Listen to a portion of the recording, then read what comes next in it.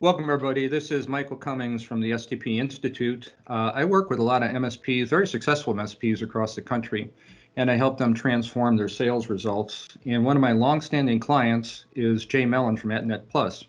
Hey, Jay, how you doing? Good, Michael. How are you? It's always good to see you. And what I wanted to do is, can you just start out by telling somebody, the audience, a little bit about your company, how big it is, where it's located, those kinds of things? Yeah, so my company is AtNetPlus, and we're located in Northeast Ohio, covering the Cleveland, Akron, and Columbus, Ohio markets. And in addition to managed services, we also offer cybersecurity and software development services. And right now we're at 34 employees. Yeah, it's safe to say, Jay, we've been working together probably about 4 or 5 years now. And when we first started working together, is it fair to say you weren't an expert in sales or business development or any of those things? Yeah, I think that's pretty safe to say. Yeah. Yeah, I think what we're going to cover today is a very remarkable turnaround story, actually. And if you can hit the next slide, Jay, I just want to give everybody the context of, I think this is going to cover the last 3 years, but you and I have been working together about 4 years now. And I was astounded at the change that you made in your business. So can you give people just an overview of how your business has changed in the last 3 or 4 years? Yeah, I mean, really, as you mentioned, a few years ago, we weren't really operating the way we wanted to. I think, we had some culture challenges within the business that I think were really kind of getting in the way of us delivering service the way we really wanted to. And then also, we weren't really serious about selling. We would certainly add new clients as it came around, but we weren't really deliberate or methodical about how we approach sales. Yeah, and it's interesting. I'm looking at the second bullet point too, that you've been particularly successful in building the recurring revenue part of your business. Is that true? Yeah, so many managed services providers really focus on growing the monthly recurring revenue or MRR part of their business. And when we started doing managed services, it was really almost an afterthought. We were still doing a lot of time and materials, a lot of project work, which is always going to be important to a certain degree. But the managed services or MRR part of our revenue wasn't very significant. And so when we really got serious about growing the business, we realized that not only was that model good for our company, it was good for our clients as well. And for everybody listening too, just to compare, like a typical or an average MSP probably grows less than 5% in revenue each year, and similarly in MRR, very rare that they add anything more than 5%, 5 to 10% at most per year. So these are really astounding results. And I noticed the awards there that I'm familiar with are the ones related to the MSP industry, and that's recognition by your peers within the industry that you're one of the top performing MSPs in the country. Is that a fair statement? I guess so. Yeah. I mean, we're humbled by it. Obviously, very happy by it. But yeah, it's nice to get recognition from other people that do what we do, and the other people in our industry that serve us. So we're excited, and I'm proud of our team and what they've accomplished. And it looks like you got recognized even outside of the industry there. I don't reckon, being from Chicago, I don't recognize all these awards, but those seem to be pretty prestigious awards in the local business community as well. Yeah, and there's some others locally here that we haven't listed as well. I mean, we just heard about one earlier this week, which is another growth award. I think this will be the 14th time we're receiving it, if my memory serves me right. So we're pretty excited about the local ones as well. That's awesome. So if we can hit the next slide there, my friend, what I wanted to then talk a little bit about was how you accomplished all this stuff. And again, I'm going back 3 or 4 years, and you wouldn't have the same type of results that we've just seen in that previous slide. So like, as you look back and said, what did we change and what had the most impact? What are the things that come to mind? Like, what were the decisions you made back like 3 or 4 years ago that caused this change and that seemed to have the biggest impact on your business? Sure. So, I mean, first and foremost, as I mentioned earlier, I think we had some cultural challenges a number of years ago. And one of the things that we did in response to that is really took a look at what we call our service values. And these are our non-negotiable principles that we follow both in our leadership team, but throughout the entire company. In fact, we've even gone to the extent of really applying that filter to the clients we want to work with as well. And so once we sat down and really defined what those service values were, then we were diligent about making sure that every single person on the team inherently just embodied those service values, and we were not willing to compromise on that. So when we interview new people, that's the first thing we look for. Obviously, skill set is important in everything, but if they don't have those service values innate to them, then it's just not going to be a fit for either party. And once we had that, we had the confidence that we could actually deliver the service that our clients deserved. Then we could really get serious about going out there and selling those services. And I almost wonder if that was part of our original struggle with even taking sales seriously, is maybe deep down we knew that, because of some of our challenges, that maybe we weren't delivering on everything that we wanted to. But then once we had all of our culture straightened out and we were really delivering an excellent solution, it's much easier to go out there and sell that. But then, of course, you have to learn how to sell that, which was a whole nother challenge right there. Yeah, so let's go to that, the second bullet point, because this is where I personally admire you a lot too, which is, you took on a lot of this responsibility for change on yourself as one of the co-founders of the company. So if you look back then, like what did you take on personally in terms of creating this change? Like what was it that you wanted to change about yourself, the way you led people, the way you engaged with the business? What did you decide at a personal level you needed to change? Well, for me, it was really about understanding that I couldn't just go out there and hire somebody from outside the company, bring them in and just say, fix sales. I think there's a lot of people in our industry that do that. And I think, at least in my experience, what I learned was I'm not going to be equipped to set expectations for and manage somebody in a sales leadership role unless I've really defined what our sales organization should be like. And for me, it was about actually doing that myself. So really what I did then is took a step back, and instead of hiring another person to come in and run sales, I said, you know what? Even though I don't think of myself as a salesperson, certainly in the traditional mindset, I'm going to put on this hat. I'm going to learn how to do it. I'm going to build the sales organization that I think we need going forward. And only then, when I feel like I understand how to do it and I've got a structure that I think works, can I put somebody in that role and then support them in being successful. I'm with you again, just so people understand too. Jay and I talk probably on a weekly basis since the beginning of our time working together. And so I was kind of there at the beginning and saw kind of how he transformed himself. And is it safe to say you had to really give up some fundamental ways that you used to engage with prospects and clients? It's a pretty fair statement, right? Yeah, I mean, it's a little embarrassing now when I look back and think about, the way I approach things. I just didn't know any better.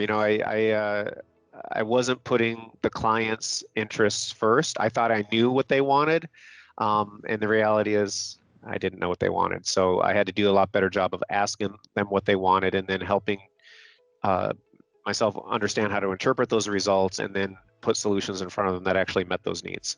Yeah, and just to compliment you further, but you were an excellent student. But when I found best and most kind of motivating about that was once you learned it, you could teach other people how to do it, right? So you could work with your CAMs and you could work with your business development people and your marketing person because you had a personal grounding in how things worked and really were able to help them make the same adjustments and transformations that you made. Yeah, I mean, I think if you aren't going to do it yourself, you're not going to get it. You're not going to believe in it. And if you don't believe in it, if you don't understand it, there's no way you're going to teach somebody else. So for me, that was fundamental. I had to actually do it. I couldn't just read the book. I couldn't just say, yeah, I agree with that philosophy. I had to live it before I could teach it. So if we go to the next slide, let's drill down just a little bit more too. So we talked kind of in general what the transformation objectives were, but we identified together 3 things that you needed to do differently and actually make abiding changes in your organization. And at a high level, just kind of go through these 3 things and then we'll drill down on each of them individually. Sure. And, some of this applies to the whole organization. We'll probably talk specifically how it relates to what we did on the sales side. But, one of the things we did throughout the whole organization is better defined individual roles. So, on the service delivery side of the business, we had technician. And that's all it was. Everybody was a technician. On the sales side of the business, we had salesperson. Everybody was a salesperson. And what we realized is there were a lot more responsibilities than could easily just fit in one bucket. And I know it's obvious, but different people have different skill sets, and they all can't just do the same things equally well. So we really started out by defining different roles, both in service delivery and on the sales side of the business. So in sales specifically, we realized that we needed somebody that was going to be more of a client account manager, right? And that's a very different skill set than a business development executive, somebody going out there and trying to win new business. And that's very different from a sales admin or sales support position as well, where they're helping making sure that renewals and all of those other kind of administrative tasks are getting done. Those are all different skill sets. And the reason we were struggling is we were expecting one person to do all those roles equally well. And again, I know for those of you that have been there before, that's not new information, but for me it was. And so once we defined all of those roles, I think it was a lot easier for us to do that. And then of course, once I felt like I understood how to manage those people, I was able to go out there and hire a very competent person to run that department and execute on all those philosophies, not only that I had, but then when she came to the table, she was able to then build on that with her own experience and her own skill sets, but still within the framework that we originally defined. Yeah, and then I think you did an up level of talent across the board, just as you described in business development. It sounds like you did the same thing across the board in service and admin and everything, right? Just you upskilled the talent base that you had. Well, I think one of the things I learned and I found out through this process then is when you have better defined roles and you have very clear expectations set, you tend to attract the candidates who are interested in that. Before, when I was just hiring salespeople generically, I was attracting the kind of people who really didn't know what a salesperson was. They just kind of wanted to be a salesperson. But a competent, talented salesperson would look at the job description that we had and said, no, I'm not going to do all of that. That's not my strength. So when we really had everything defined, then it really helped us recruit the kind of people who were going to excel in those roles. And then you couple that with the work that we did prior on our service values and making sure that the people we bring on board then not only have the skill sets to do the job because they understood the requirements, but then they actually had the emotional qualities that we needed in our service values to actually live up to what we're trying to achieve. So I think those things are what made the difference in really upgrading our team. And then if I look at number 3, it starts to look like you put some teeth into the changes you want to make in service, right? You got different kind of metrics. You identified roles differently, but let you tell us instead of me telling it. So what is it that you changed there in service delivery? Well, then I think once you have that foundation where you've got a set of roles that make sense, you've got great people now in those roles that can execute, then that gives you the opportunity to really refine your processes. And that's what we then spend a lot of time doing is understanding, okay, we know the results we're looking for. We know what we're looking for from a service quality perspective. We know what we're looking for from a sales performance perspective. Let's define what that looks like better in terms of metrics. And then let's figure out what we need to do procedurally to actually achieve those things. And again, I feel like if we didn't lay the foundation in those other areas first, not that we couldn't have done these things, but I don't know that the payoff would have been as strong for us. And so that's really what it was then is just then continuing to refine. And, again, most organizations that are succeeding know this already is, you're continually refining all of your processes all the time. You're taking a look at everything you're doing and always realizing that even if it's good, there's always room for improvement.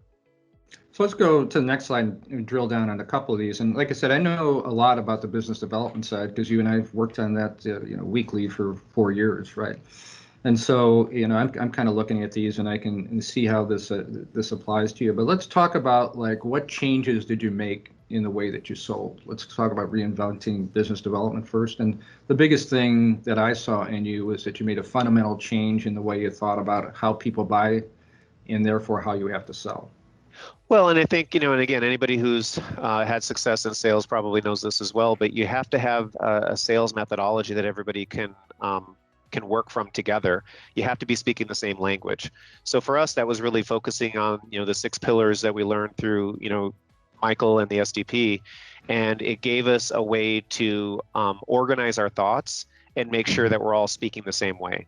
And what that did then is that then helped us develop a sales plan, develop a marketing plan. Those are things that we never had, 3 or 4 years ago, where annually we sit down at the beginning of the year and we say, okay, this is our plan for the whole year. These are the objectives we want to want to achieve, and this is how we're going to get there.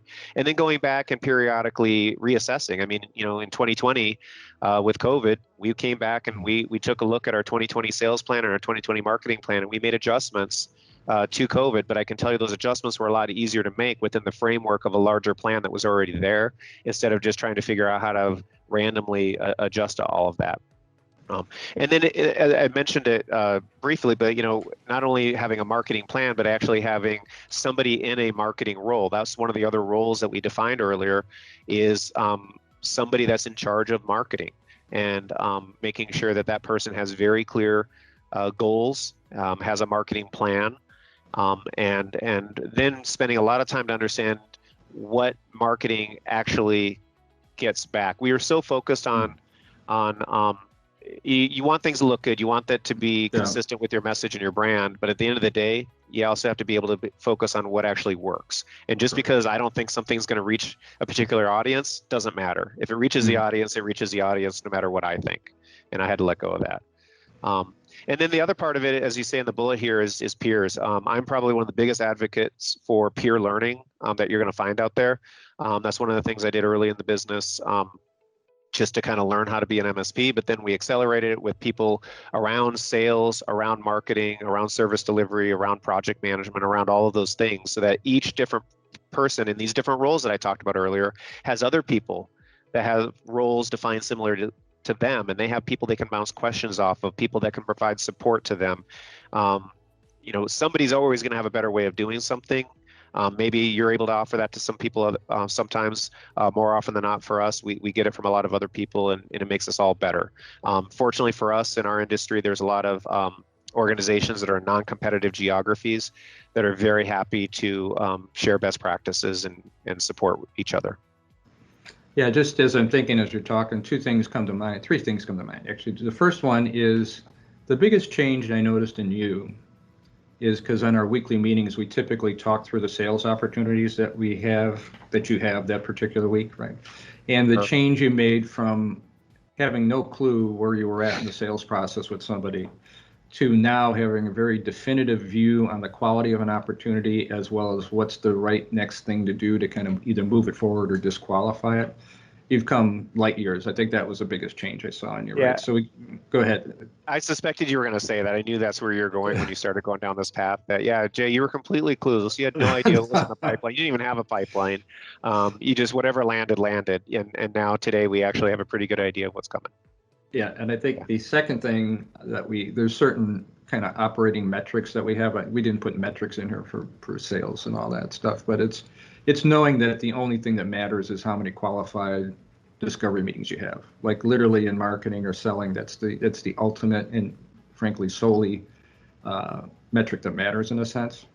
And having you focus in on getting the other stuff out of your brain in terms of it mattering was actually a big change in you too. Go ahead. The other part of it too, and this all combines the metrics and the peers and all of that, is, there was a time where actually, we'd close a deal here or there and we'd think, hey, we're doing pretty well. We thought we were actually pretty good, until we actually started measuring what we were achieving, setting goals for what we wanted to achieve based on what we were seeing from peers in our group, and realized that we could actually achieve so much more. And I think that was the other thing that was really valuable is, unless you measure what you're doing and then see what's possible, you don't realize how much more you can actually push yourself. As just the last point I wanted to make in this section too, was we had a meeting just yesterday with all the guys in STP. And what's interesting too is it's like-minded peers is on the business development side is important too, because 90% of the MSPs in the industry are not producing these kind of results. So being in that upper 10% with the other upper 10%, I don't know what you got at that meeting yesterday, but the fact that so many, particularly in COVID times, so many people are still growing at like 20% and all that is a testament to, the will and the spirit and the kind of learning that you guys invested in over the last 4 years that's still paying off. So getting in the group with the right peers is really important as well. It is, absolutely. So then let's touch on the other two areas. I'm not as familiar with those. So what did you do on the kind of, I know that you built a blue chip team on the business development side, and how did you do the same thing similarly throughout the rest of the organization? Well, the first thing I know this is cliche a little bit, but it's true, is you hire good leaders and then you let them do their things. And that's exactly what we did. I've got a sales leader that is outstanding. I've got a service delivery leader that is also outstanding. And, we have regular, executive leadership meetings where we all talk and we make sure we're on the same page and we all have the same vision. We all know we're working towards the same thing. And I trust them. They've demonstrated themselves as capable time and time again, and I don't second guess them and get in their way. And they're really the ones then that carry that forward and make sure that we're hiring the right people. These days I don't really participate in the interview process, both in sales or service delivery. I trust that when they bring somebody in, I'm going to have an amazing new member of the team in front of me, and I usually meet them on the first or second day that they arrive. And that's good because I know that they don't need me to be involved for that. And then of course, part of having good people is those people knowing that you're going to check in on them every now and then. You're going to make sure that they're performing to the level that you both agreed to and that you expect. And again, that's what my team has been doing really well. So they know what their metrics are. They're also incented to perform to those metrics because we have alignment. We make sure that we want the same results because when we get those results, we both win in the same way, and that helps them remain focused on what they know they need to do. And then on the service delivery side, I'm kind of go into specifics a little bit on what the change in document processes and the metrics and all that stuff is, because I think those things sound kind of unremarkable, but I think pulling them off is actually truly remarkable. So what did you guys do on the service delivery side?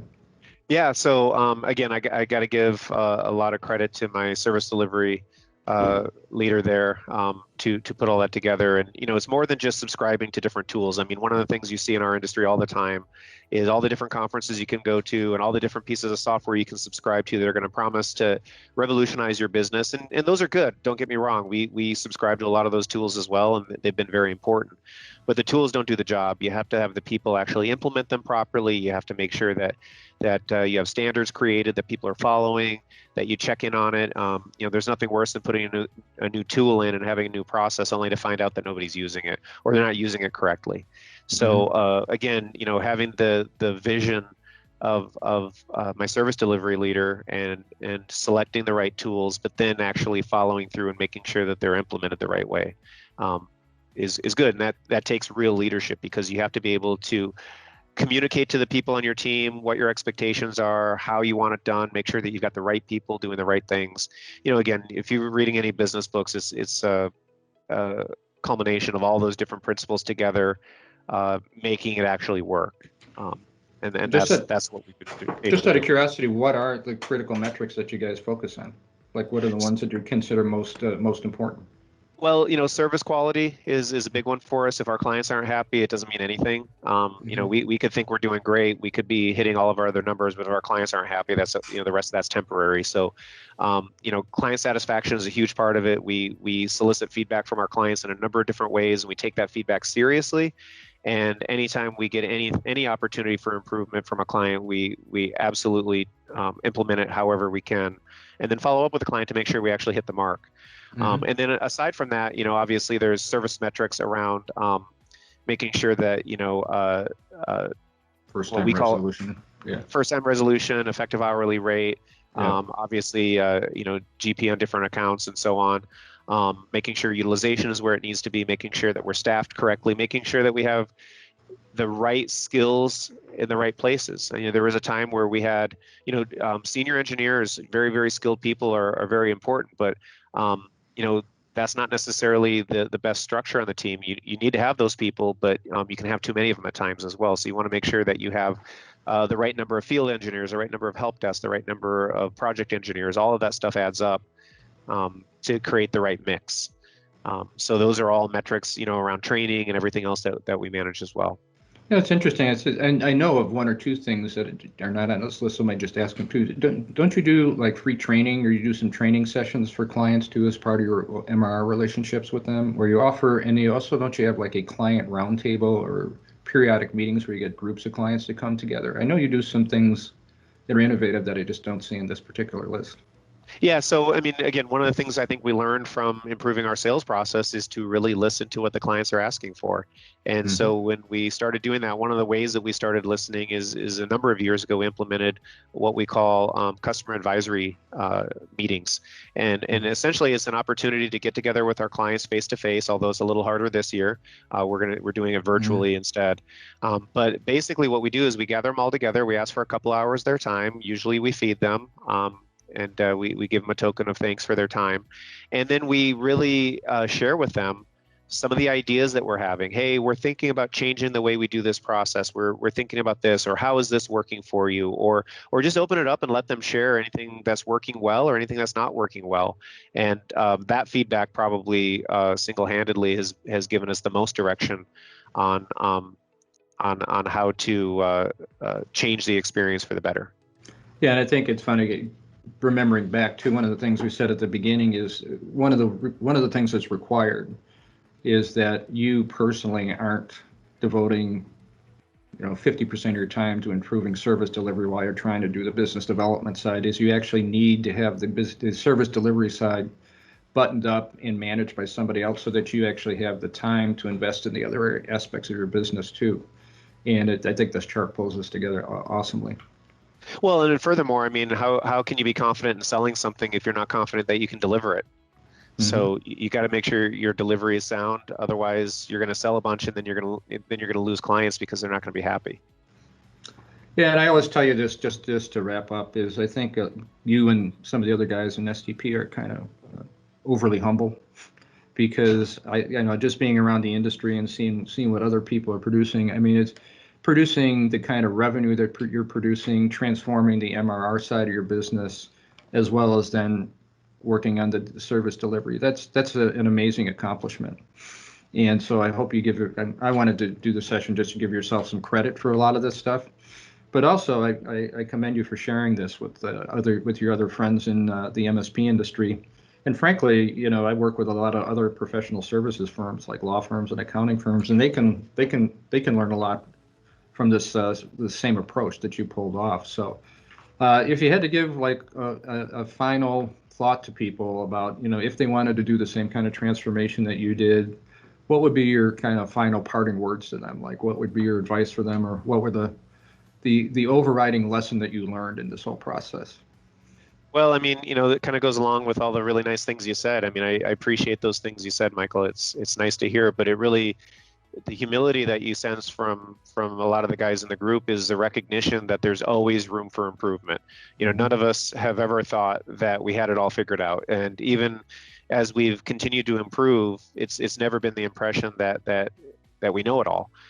So I think that's the key, is just to keep that perspective that there's always things you can learn, always ways you can improve everything, and every day just approaching it that way. Well, thank you, my friend. I appreciate you investing the time and energy and effort in this. And I enjoy, as you know, I enjoy working with you and value as a client. So this has been fun for me to kind of reminisce about the journey we had together too. So thanks a lot. And with that, I think we can wrap up, and we'll see you later. And thanks again, Jay.